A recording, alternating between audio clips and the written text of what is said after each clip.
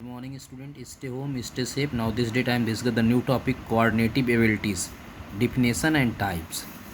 Before 1980, speed, strength, flexibility and agility were considered the main components of physical fitness.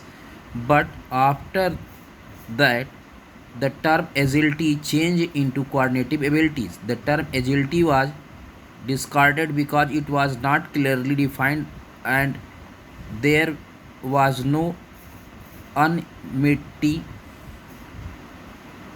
in its meaning. So nowadays coordinative abilities is used in place of agility.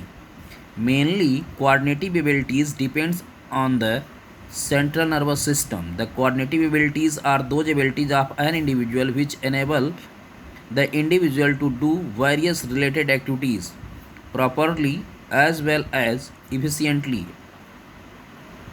Our accuracy, rhythm, flow and constancy depend on our coordinative ability. It is not easy to define coordinative ability owing to their complex nature. According to Zimmerman, coordinative abilities are understood as relatively established and generalist patterns of motor control and regulation process. These enable the sportsperson to do a group of movement with better quality and effects. It means जो coordinative abilities है means समन्वय या तालमेल संबंधी योग्यताएं, समन्वय या तालमेल संबंधी योग्यताएं जिसको बोलते हैं कोऑर्डिनेटिव एबिलिटीज़। 1980s के पहले जो फिजिकल फिटनेस के कंपोनेंट्स थे वो 5 कंपोनेंट्स थे: strength, endurance, speed, flexibility and agility. Agility को बोलते हैं फुर्तीलापन, मीन्स सख्त, सहन क्षमता, गति, लचक और फुर्तीलापन। लेकिन जो एजिलिटी है, एजिलिटी के ही प्लेस पे कोऑर्डिनेटिव एबिलिटीज़ को प्रयोग किया जाने लगा। ऐसा क्यों हुआ? क्योंकि जो एजिलिटी है मीन्स फुर्तीलापन की जो डिफिनेशन थी, जो उसका नेचर था वो क्लियर नहीं था, स्पष्ट नहीं था। तो कोऑर्डिनेटिव एबिलिटीज़ जो है इसकी डिफिनेशन क्लियर थी। ये central nervous system means CNS से पर डिपेंड था, निर्भर करती है।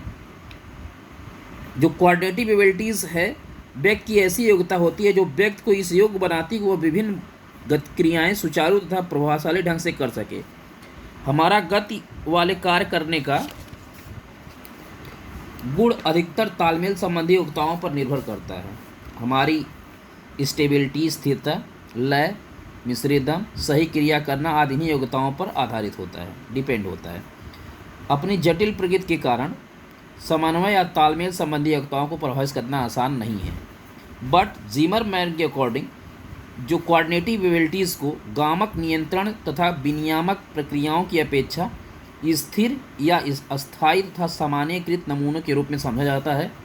ये खिलाड़ी को कुछ गतियों के समूह को बेहतर गुणवत्ता तथा प्रभाव के साथ निष्पादित करने में सहायता प्रदान करती हैं।